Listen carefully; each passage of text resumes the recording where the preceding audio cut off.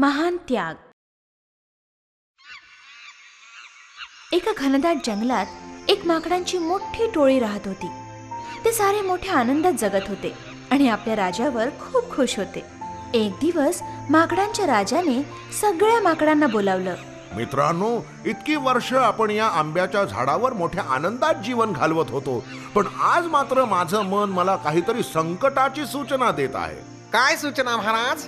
आजपर्यंत मनुष्याला आम्रफलाचा स्वाद माहित नाही, पण जर का त्यानं एकदा हा स्वाद घेतला तर आपल्यासाठी ती अत्यंत वाईट गोष्ट असेल. मग आपल्याला काय करायला हवं महाराज? एक उपाय आहे. आंब्याच्या झाडांच्या ज्या फांद्या नदीवर झुकलेल्या आहेत त्या सर्व फांद्यांवरून आंबे काढून घ्या.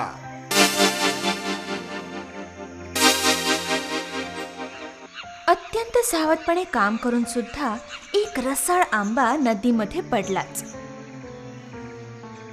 एका कोळ्याला माशांबरोबर तो आंबा नदीत मिळाला. अरे हे काय? कदाचित माझ्या मित्राला माहिती असेल. त्याने ते फळ आपल्या मित्राला दाखवलं. अरे हे बघ काय, हे मला माशांबरोबर नदीत मिळालं. मी चाखून बघितलं, खूप छान आहे. मी असे फळ आधी कधीच पाहिले नव्हते. मला वाटतं आपण हे फळ महाराजांना नेऊन दाखवूया. मला वाटतं तेच योग्य आहे. तो कोळी राजवाड्याकडे निघाला. हे काय आहे प्रधानजी?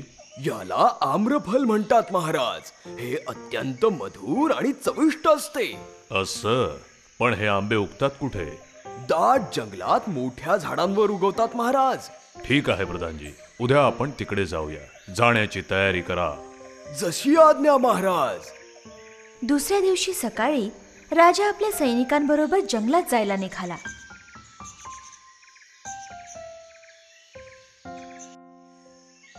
ते तिथे जाताच जंगलामध्ये एकदम गोंधळ उडाला.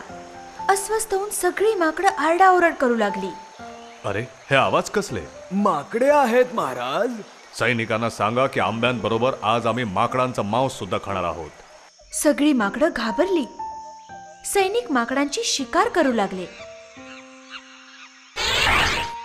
महाराज, त्यांनी आपल्यावर आक्रमण केलं आहे. आम्हाला वाचवा. अरे थांबा थांबा, असे घाबरू नका. मला काहीतरी विचार करू द्या.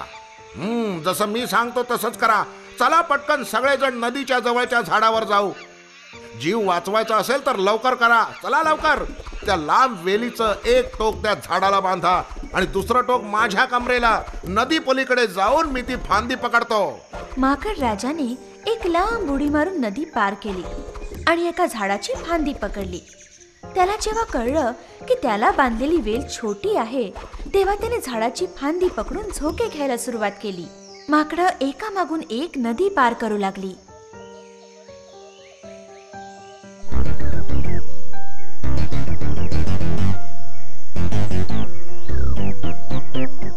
लवकर, मी खूप थकलो आहे. मी जास्त वेळ धरून ठेवू शकणार नाही. माकडांच्या त्या टोळीमध्ये एक क्रूर माकड राहत होतं. त्याला स्वतःला राजा बनायचं होतं. आता माझी राजा बनण्याची वेळ आली आहे. आता मला राजाला मारावंच लागेल. त्या क्रूर माकडाने पटकन नदी पार केली आणि झाडावर चढल्याबरोबर माकड राजाला जोरदार धक्का देऊन खाली पाडलं. सगळी माकडं ते भीषण दृश्य लांबून पाहत होती, पण त्याला वाचवायला कोणीही पुढे आलं नाही. माकड राजाचा हात सुटला. तो एका खडकावर जाऊन आपटला आणि त्याच्या डोक्याला जबरदस्त मार लागला. तिकडे नदीच्या दुसऱ्या किनाऱ्यावरून राजा सुद्धा हे सर्व दृश्य पाहत होता. चला त्या बिचाऱ्याची मदत करूया.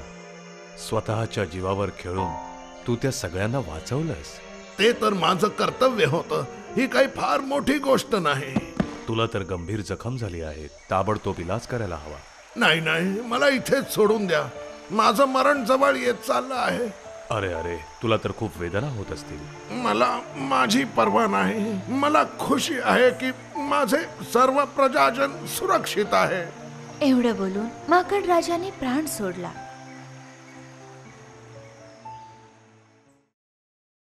आत्मबलिदान सगळ्यात मोठा त्याग आहे.